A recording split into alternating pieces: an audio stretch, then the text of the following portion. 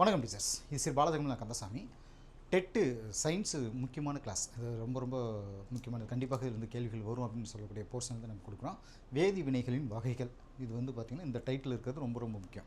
சரி, இப்போ என்ன பண்ண போனால் வேதிவினை மாற்றங்கள் எப்படியெல்லாம் நடக்குது அப்படின்னு சொல்லி பார்க்கலாம். இப்போ நம்ம சாப்பிடக்கூடிய அந்த சாப்பாடு செரிமானம் அடைகிறது மூலமாக இங்கே சாப்பிட்ற அந்த டயல்லேருந்து அங்கே போய்ட்டு HCl இது பண்ணிட்டு சிறுகுடல் போயிட்டு ரத்தம் வந்து அந்த சின்ன மூலக்கூறுகளை இது போகிற அந்த விஷயங்கள்லேருந்து உள்ள நம்ம சாப்பிட்ற அந்த டயலுங்கிறது ஒரு அமிலம் தானே. ஸோ நம்ம சாப்பிட்ற சாப்பாடு செரிமானம் அடைகிறது மூலமாக ஆற்றல் நமக்கு கிடைக்குது. ஒளிச்சேர்க்கை மூலமாக நாம மட்டுமா, தாவரங்கள் கூட ஒளிச்சேர்க்கை மூலமாக சூரியன்கிட்ட வரக்கூடிய அந்த வெளிச்சம், அது கூடவே வந்து பார்த்திங்கன்னா கார்பன் டை ஆக்சைடு, நீர், இதெல்லாம் வந்துட்டு அந்த இலையில் இருக்கக்கூடிய பச்சையம் வழியாக அதுக்கு தேவையான அந்த சைலம் புளையும் சொல்கிறீங்களா. ஸோ அந்த மாதிரி தாவரங்கள் உணவை பெறுது. பெட்ரோல் எரியிறது மூலமாக நம்ம பைக்கில் போகக்கூடிய அந்த கார்பன் மோனாக்சைடு சொல்லக்கூடிய அந்த இது வந்துட்டு அந்த பெட்ரோல் எரியிறது மூலமாகவும் இந்த இது நடக்குது. இரும்பு ஆக்சிஜனேற்றம் அடைகிறதால துருப்பிடிக்குது. இந்த மாதிரி எல்லா செயல்களும் வேதி மாற்றங்கள் அப்படின்னு சொல்லப்படுது. அதாவது மாற்றத்துக்கு உட்படுற பொருள்கள் எல்லாமே வேறொரு புது பொருளாக மாற்றப்பட்டிருக்கு. சரிங்களா. எடுத்துக்காட்டு சொல்லணும்னா பெட்ரோல் எரியிறப்போ அதில் அடங்கியிருக்கக்கூடிய ஹைட்ரோ கார்பன்கள் கார்பன் டை ஆக்சைடு நீராக பெற்றிருக்கு. இந்த கிளாஸில் இந்த வீடியோவில் பார்த்திங்க அப்படின்னா வேதிவினைகளுடைய தன்மை வகைகள் பற்றி நம்ம பார்க்கலாம். ஒரு வேதிவினையில் ஈடுபடக்கூடிய அந்த மூலக்கூறுடைய அணுக்கள் அல்லது தனிமங்கள் மாறி என்ன சொல்கிறது, புது மூலக்கூறு, அந்த தனிமங்கள் மாறிட்டு புது மூலக்கூறுகள் உருவாக்குது. சரிங்களா. அணுக்களுக்கு இடையில பிணைப்புகள் உடைஞ்சி புது வேதி பிணைப்புகள் உருவாக்குது. ஸோ பிணைப்பு உடையிறப்போ பார்த்தீங்கன்னா ஆற்றல் உறிஞ்சப்படுது. சரிங்களா. அது மாதிரி பிணைப்பு உருவாகிறப்போ ஆற்றல் வெளிப்படுது. ஸோ உமிழப்படுது அப்படின்னு சொல்கிறோம். வேதிவினைகள் எப்படி குறிக்கப்படுது அப்படின்னா, இப்போது மீத்தேன் ஆக்சிஜனோட வினை புரிஞ்சு கார்பன் டை ஆக்சைடு மற்றும் நீரை தருது இல்லைங்களா. ஸோ இந்த வினையை எப்படி எழுதலாம் பார்த்தீங்கன்னா, மீத்தேன் ப்ளஸ் ஆக்சிஜன், இது வந்து ரியாக்ஷன் ஆகிட்டு என்ன பண்ணுறது, கார்பன் டை ஆக்சைடு ப்ளஸ் நீர் நமக்கு தரது இப்போ நம்ம எழுதிக்கிறோம். சரிங்களா. ஒரு வேதிவினையில் ஈடுபடுற வேதிப்பொருள்கள் அதோட வேதிப்பொருள்களால் குறிக்கப்படுது. சரி, இப்போது வினையில் ஈடுபடுற தனிமங்கள் அல்லது சேர்மங்கள் வினைப்படு பொருள்னு சொல்கிறோம் இல்லைங்களா. அம்புக்குறியோடைய இடது பக்கம், சரிங்களா, இடது பக்கம் வினையில் உருவாகிற பொருள்கள் வினைவிலை பொருள்கள்னு சொல்கிறோம். இது வந்து அம்புக்குறிக்கு வலது பக்கம் குறிக்கப்படுது.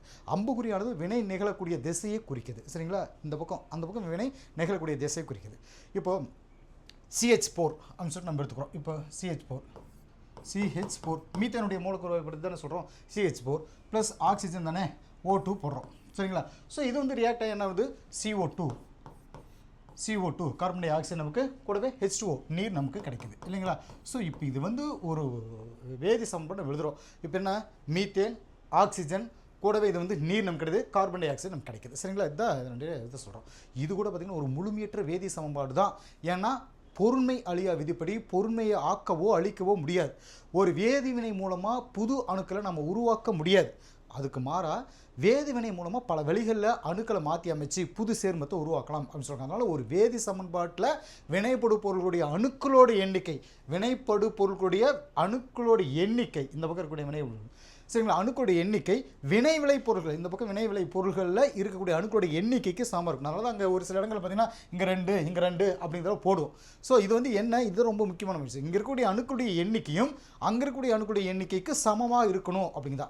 சரி, இப்போ மேலே இருக்கக்கூடிய சமன்பாட்டில் ஹைட்ரஜன் ஆக்சிஜன் அணுக்களுடைய, இப்போ ஹைட்ரஜன் H4 இருக்குது, ஆக்சிஜனுக்கு 2 இருக்குது இல்லைங்களா. ஸோ ஹைட்ரஜன் அணுக்களுடைய எண்ணிக்கை சமமாக இல்லை.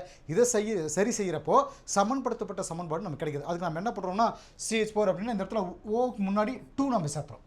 சரிங்களா. இப்படி போடும்பொழுது இங்கே வந்து 2 நம்ம சேர்த்துக்கிறோம் H2Oக்கு முன்னாடி.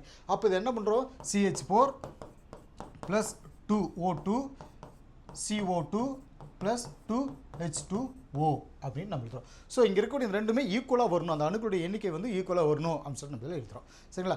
மேலும் அதாவது ஒரு வேதி சமன்பாடாக இருந்து அந்த வினையில் ஈடுபடுற பொருள்களில் இயல்பு நிலையையும் வினை நடக்கிற சூழ்நிலைகளும் பற்றின விவரத்தையும் தருது. சரிங்களா. இதுதான் அங்கே சொல்லப்படியே இருந்துச்சு. இப்போது CH4 மீத்தேன் இருக்கு இல்லைங்களா. ஸோ CH4 2O2 இப்படியெல்லாம் போய்ட்டு கடைசியாக வந்து 2 அப்படிங்கிறது ஒன்று நம்ம அங்கே ஆட் பண்ணுறோம். சரிங்களா. ஒரு வேதிவினையில் ஈடுபடுற பொருளுடைய நிலை, அதனுடைய இயல்பியல் நிலையை ஒரு அடைப்புக்குறிக்குள்ள சுருக்க குறியீடுகள் பயன்படுத்தி நம்ம சொல்லலாம். எடுத்துக்காட்டுக்கு சொல்லணும் அப்படின்னா, ஒரு திண்ம பொட்டாசியம் நீரோட வினை புரிஞ்சு பொட்டாசியம் ஹைட்ராக்சைடையும் ஹைட்ரஜன் வாயுவும் தருது. சரிங்களா. திண்ம பொட்டாசியம் அப்படின்னு சொல்லிட்டு இப்போ நம்ம இங்கே திண்ம பொட்டாசியம் மட்டும் தான் நமக்கு எழுதியிருக்கோம் இல்லைங்களா. ஸோ இது வந்து நம்ம என்ன பண்ணுறோம்னா, பொட்டாசியத்துக்கு உண்டான இது மூலக்கூறு வாய்ப்பு நம்ம சொல்கிறோம் சரிங்களா. ப்ளஸ் இதோட நீரோட H2O அப்படிங்கிறப்போ நீரோட வினைப்படுது. அப்போ இங்கே நமக்கு என்ன நம்ம எழுத போகிறோம், KOH. புரியுங்களா? ஸோ இப்படி தான் நம்ம ஜென்ரல் எழுத போகிறோம். அப்போ இங்கே நம்ம என்ன பண்ணுறோம், இது ரெண்டுக்கும் ஈக்குவலாக வரணும் அப்படிங்கிறத 2H2O போட்டுக்கிறோம், 2K போட்டுக்கிறோம். சரிங்களா? 2K போட்டு இதில் வந்து 2KOH அப்படின்னு நம்ம எழுதுறோம். சரிங்களா? ப்ளஸ் H2 ஹைட்ரஜன் வாயு நமக்கு கிடைக்குது. சரிங்களா? ஸோ இது வந்து ஈக்குவலாக வரணும் அப்படிங்கிறத அந்த எண்களை நம்ம எழுதுறோம். இப்போ எஸ் அப்படின்றது ஒரு சில இதில் கொடுத்துருப்பாங்க. எஸ் அப்படின்னா இப்போ KS இது இந்த இடத்துல வந்து பிராக்கெட் நம்ம போடுவோம். எஸ் என்ன போடுவோம், ஏன் சொல்கிறோன்னா இது ஒரு திண்மம் அப்படின்னு சொல்லிட்டு. ஐ போட்டிருந்தாங்க அப்படின்னா அது வந்து ஒரு நீர்மம் அப்படின்னு சொல்கிறோம். சரிங்களா? திண்மம், ஐன நீர்மம், எஸ்ன்னு திண்மம், ஐன நீர்மம், ஜீன வாயு, ஜி நம்ம சொல்கிறோம். இப்போ H2O இது வந்து H2 சொல்கிறோம் இல்லைங்களா, இதை வந்து கேஸ் அப்படின்னு குறிப்பிடறதுக்காக ஜி பக்கத்தில் போடுவாங்க. அப்புறம் AQ அப்படின்னு சொல்லிட்டு போடுவாங்க. AQ அப்படிங்கிறது ஒரு நீர்ம கரைசல் சொல்லுவாங்க. KOH வந்து இந்த இடத்துல AQ அப்படின்னு சொல்லி போடுவாங்க. இது வந்து ஒரு நீர்ம கரைசல், இதை குறிக்கிறதுக்காக அந்த குறியீடு அங்கே போடுவாங்க. சரி, எஸ் அப்படிங்கிறது திண்மம், ஐங்கிறது நீர்மம், ஜிங்கிறது வாயு, AQங்கிறது நீர் கரைசல். இது நமக்கு தெரிஞ்சு வச்சுதான். இப்போது வேதி வினைகளின் வகைகள் அப்படின்னு சொல்லிட்டு நம்ம இதில் போக போகிறோம். ஒரு வினையில் ஈடுபடுற வினைபடு பொருளுடைய அணுக்கள் எப்படி மாற்றி அமைக்கப்படுது அப்படிங்கிறத வச்சு வேதி வினைகள் வகைப்படுத்திருக்காங்க. ஒன்று முதல்ல என்ன சொல்லணும்னா சேர்க்கை அல்லது கூடுகை வினைகள் அப்படின்னு சொல்லி சொல்வது. சேர்க்கை அல்லது கூடுகை வினைகள் அப்படின்னு சொல்லுவோம். அது ரெண்டு அல்லது அதுக்கு மேற்பட்ட வினைபடு பொருட்கள் இணைஞ்சு ஒரு சேர்மம் உருவாகக்கூடிய அந்த உருவாகிற வினை சேர்க்கை அல்லது கூடுகை வினை அப்படின்னு சொல்கிறோம். இதை வந்து தொகுப்பு வினை அல்லது இயைபு வினை அப்படின்னு சொல்லலாம். எடுத்துக்காட்டு சொல்லணும் அப்படின்னா ஹைட்ரஜன் வாயு இங்கே இருக்குது, ஹைட்ரஜன் H2 போட்டுக்கிறோம். ஹைட்ரஜன் வாயு இங்கே இருக்குது, ஹைட்ரஜன் கூட என்ன சொல்கிறோம், அதோட குளோரின் ப்ளஸ் Cl2 நம்ம சேர்த்தோம். சரிங்களா? ஸோ இது வினை புரிஞ்சு என்ன சொல்கிறது, H2 2HCl. புரியுங்களா? ஹைட்ரோக்ளோரிக் ஆசிட் நமக்கு அங்கே கிடைக்க ஆரம்பிச்சது. H2 அப்படிங்கிறது இந்த இடத்துல நம்ம ஒரு கேஸ் சொல்கிறோம் இல்லைங்களா. ஸோ குளோரின் இந்த மாதிரி போட்டு 2HCl அப்படின்னு சொல்லிட்டு நமக்கு கிடைச்சது. ஸோ இதை வந்து நம்ம சொல்கிறோம். வினைபடு பொருளுடைய தன்மையை பொறுத்து சேர்க்கை வினைகள் 3 வகைகளை பிரிக்கப்பட்டிருக்கு. தனிமம் ப்ளஸ் தனிமம், தனிமம் ப்ளஸ் தனிமம் இஸ் ஈக்குவல் டு சேர்மம். அதாவது இந்த வகை சேர்க்கை வினைகளில் பார்த்தீங்கன்னா 2 தனிமங்கள் ஒன்றோட ஒன்று இணைஞ்சு ஒரு சேர்மத்தை தருது. இந்த வகை வினைகள் உலோகம் மற்றும் அலோகங்களுக்கு இடையில் அல்லது 2 உலோகங்களுக்கு இடையில் நடக்கலாம். எடுத்துக்காட்டு சொல்லணும்னா திட கந்தகம் சல்பர் சொல்கிறோம் இல்லைங்களா, திட கந்தகம் ஆக்சிஜனுடைய வினை புரிஞ்சு கந்தக டை ஆக்சைடு உருவாகுது. இந்த வினையோட 2 வினைபடு பொருட்களும் அலோகங்கள் சொல்லப்படுது. திட கந்தகம் அப்படிங்கிறது எஸ் இல்லைங்களா, ஆக்சிஜன்ன்றப்போ O2 நமக்கு போட்டுறோம். O2 போட்டு இது வினை புரிஞ்சு நமக்கு என்ன கிடைக்கிது, SO2 இது நமக்கு கிடைக்க ஆரம்பிச்சது. சரிங்களா? ஸோ இது வந்து ஒரு மூலக்கூறு வாய்ப்பாடு நம்ம இந்த இடத்துல சொல்லிக்கலாம். ரைட். இப்போது எடுத்துக்காட்டு 2 நம்ம சொல்கிறது வந்து வெள்ளி இதை நம்ம எடுத்துக்கலாம். இந்த இடத்துல நமக்கு இதில் கொடுக்கலன்னு நினைக்கிறேன். வெள்ளி எடுத்துக்கலாம். வெள்ளி பார்த்திங்க அப்படின்னா வெள்ளி மாதிரியான வெண்மையான சோடியமானது பார்த்திங்கன்னா வெளிரிய பச்சை கலந்த மஞ்சள் வாயுவோட குளோரினோட இணைகிறப்ப பார்த்திங்கன்னா உண்ணத்தகுந்த சோடியம், அதாவது நம்ம சாப்பிட்றதுக்கு தகுந்த சோடியம் குளோரைடை தருது. இங்கே வினைபடு பொருள்களில் ஒன்று உலோகம், சோடியங்கிறது உலோகம், இன்னொன்று அலோகம் குளோரின் அப்படிங்கிறது அப்படின்னு சொல்லப்படுது. அப்போ Na அப்படிங்கிறது சோடியம், Cl2 அப்படிங்கிறது குளோரின். அப்போ NaClன்றது நமக்கு கிடைக்குது இல்லைங்களா. ஸோ அந்த இடத்துல நம்ம இதுக்கு எக்ஸாம்பிள் வச்சுக்கிறோம். அடுத்து சேர்மம் ப்ளஸ் சேர்மம், அதாவது சேர்மம் ப்ளஸ் தனிமம், இது 2 சேர்ந்து சேர்மம்னு சொல்லுது. இந்த வகை சேர்க்கை வினையில் ஒரு சேர்மம் இன்னொரு தனிமத்தோடு சேர்ந்து ஒரு புது சேர்மத்தை தருது. எடுத்துக்காட்டுக்கு பாஸ்பரஸ் நம்ம சொல்லலாம். சேர்மம் ப்ளஸ் தனிமத்துக்கு வந்து பாஸ்பரஸ் நம்ம சொல்கிறோம். அதாவது Cl3 இந்த இடத்துல போடுறோம் இல்லைங்களா. இந்த இடத்துல பார்த்திங்கன்னா பாஸ்பரஸுக்கு வந்து என்ன அப்படின்னா இந்த பாஸ்பரஸ் ட்ரை குளோரைடு 3ன்னு வரும்போது ட்ரை இல்லைங்களா, டை அப்படின்னா 2 நம்ம போட்டுக்கிறோம். ஸோ குளோரைடு அப்படிங்கிறது இந்த ட்ரை குளோரைடு குளோரின் கூட சேர்ந்து Cl2ஓட சேர்ந்து பாஸ்பரஸ் பென்டா 5 போட்டுருக்கோம் பார்த்தீங்களா, பாஸ்பரஸ் பென்டா குளோரைடே தருது. சரிங்களா? பாஸ்பரஸ் பி குளோரின் பென்டா அப்படிங்கிறது நமக்கு கொடுக்குது. அதாவது பாஸ்பரஸ் பென்டா குளோரைடே தருது. PCl5 அப்படின்னு சொல்லி நமக்கு கொடுக்குது. அடுத்த வகை நம்ம போகும்போது பார்த்திங்கன்னா சேர்மம் ப்ளஸ் சேர்மம் நமக்கு கிடைக்குது. இந்த இடத்துல என்ன கொடுத்துருக்கோம்னா இந்த சேர்க்கை வினையில் 2 சேர்மங்கள் சேர்ந்து ஒரு புது சேர்மத்தை உருவாக்குது. இப்போது சிலிக்கன் டை ஆக்சைடு SiO2 நம்ம சொல்லுவாங்க. Silicon di oxide calcium oxide அதோட சேர்ந்து வினை புரிஞ்சு கால்சியம் சிலிக்கேட்டை தருது. சரிங்களா? SiO2 சேர்ந்து CaOடு சேர்ந்து, அதாவது கால்சியம் ஆக்சைடோடு வினை புரிஞ்சு கால்சியம் சிலிக்கேட்டை நமக்கு தருது. CaSiO3 நமக்கு கிடைச்சது. இயற்கையில் நிகழக்கூடிய அந்த பெரும்பாலான சேர்க்கை வினைகள் வெப்ப உமிழ் வினைகள்னு சொல்லப்படுது. ஏன்னா இங்கே புது பிணைப்புகள் உருவாக்கப்படுறதில்லை, அதிக ஆற்றல் வெப்பமாக வெளிப்படுது. அடுத்து சிதைவு வினைகள் அப்படின்னு சொல்லிட்டு 2வது நம்ம பார்க்க போகிறோம். இதில் தகுந்த சூழ்நிலையில் ஒரு சேர்மம் சிதைவடைஞ்சு 2 அல்லது அதுக்கு மேற்பட்ட எளிய மூலக்கூறுகளை சிதைவரக்கூடிய அந்த வினை சிதைவு வினை அப்படின்னு சொல்லப்படுது. இந்த வினை சேர்க்கை பார்த்திங்கன்னா வினைக்கு எதிர்வினை அப்படின்னு சொல்கிறது. சரி, சிதைவு வினையோட ஒரு முக்கிய நிகழ்வு பார்த்திங்கன்னா பிணைப்புகள் உடையிறதுன்னு சொல்லப்படுது. சரிங்களா? சிதைவு அப்படிங்கிறது ஒன்று உடஞ்சி போயிடுது. அதனால் இந்த வினையின் போது பார்த்திங்கன்னா பிணைப்புகள் இருக்கக்கூடிய ஒரு ஆற்றல் தேவைப்படுது. ஸோ அப்படி பயன்படுத்துகிற ஆற்றலோட இயல்பை பொறுத்து சிதைவு வினைகள் 3 வகைகளை பிரிக்கப்பட்டிருக்கு. ஒன்று வெப்ப சிதைவு வினைகள்னு சொல்கிறது, 2வது பார்த்திங்கன்னா மின்னார் சிதைவு வினைகள் சொல்கிறது, 3வது 3வது ஒளி சிதைவு வினைகள் அப்படின்னு சொல்கிறது. இதில் வந்து ஒரு எக்ஸ்ட்ரா சில தகவல்கள் நம்ம கொடுத்துருப்பாங்க. வீட்டில் வெள்ளை அடிக்கிறவங்களா சுவத்தில் வெள்ளை அடிக்கிறதுக்கு நீற்று சுண்ணாம்பு கரைசலை பயன்படுத்துகிறோம். அதாவது கால்சியம் ஹைட்ராக்சைடு நம்ம பயன்படுத்துகிறோம் இல்லைங்களா. இதில் காற்றில் இருக்கக்கூடிய கார்பன் டை ஆக்சைடோட வினை புரிஞ்சு கால்சியம் கார்பனேட் உருவாக்கி ஒரு மெல்லிய படலமாக சுவர்களில் படியுது சரிங்களா. விளையாச்ச 2 நாள் அல்லது 3 நாள் கழித்து பார்த்தீங்கன்னா கால்சியம் கார்பனேட் சுவர்களுக்கு ஒரு மினுமினுப்பு தன்மையை தரும். அதனால தான் சுண்ணாம்பு அடிக்கிறாங்க. ஸோ சுண்ணாம்புக்களுடைய மார்பில் வேதி வாய்ப்படி CaCO3 நம்ம சொல்கிறோம். CO அது OH இந்த இடத்துல நம்ம போட்டுக்கிறோம். அது ஆக்சைடு ஆக்சைடு நம்ம சொல்கிறதுனால நீற்று சுண்ணாம்புக்கு நம்ம சொல்கிறோம் OH2 அப்படின்னு சொல்ல போகிறோம். CaCO3 அப்படிங்கிறது கால்சியம் கார்பனேட்டை நம்ம குறிக்கிறது. இந்த இடத்துல கார்பன் டை ஆக்சைடு அப்படிங்கிறது CO2 நம்ம இந்த இடத்துல குறிக்குது. ஸோ இந்த மூலக்கூறு வாய்ப்பாடு கடைசி நீர் H2Oவும் நமக்கு கிடைக்க ஆரம்பிச்சாரு சரிங்களா. ஸோ இந்த மூலக்கூறு வாய்ப்பாடுகளை மனப்பாடம் பண்ணிக்கோங்க. கூட அந்த வார்த்தைகள் ரொம்ப முக்கியம்.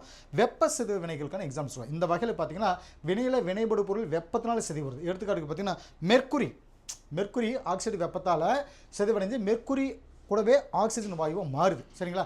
வெப்பத்தை எடுத்துக்கிட்டு இந்த வினை நடக்கிறதால இதை வந்து வெப்ப சிதைவு வினை அப்படின்னு சொல்லப்படுது. இந்த வினையில் சேர்மத்திலிருந்து தனிமம் சிதைவடுதல் அப்படிங்கிற வகையை சார்ந்தது. அதாவது மெர்க்குரி ஆக்சைடு பார்த்தீங்கன்னா மெர்க்குரி மற்றும் ஆக்சிஜன் புரியுங்களா, இந்த ரெண்டு தனிமங்களை சிதைவடைஞ்சது இல்லைங்களா. ஸோ இது வந்து மெர்க்குரி அப்படிங்கிறது வந்து HgO நம்ம சொல்கிறோம். ஸோ வெப்பத்தால் Hg சரிங்களா 2Hg ப்ளஸ் O2 ஆக்சிஜன் நமக்கு கிடைக்க ஆரம்பிச்சது. ஸோ இது மாதிரி கால்சியம் கார்பனேட்டை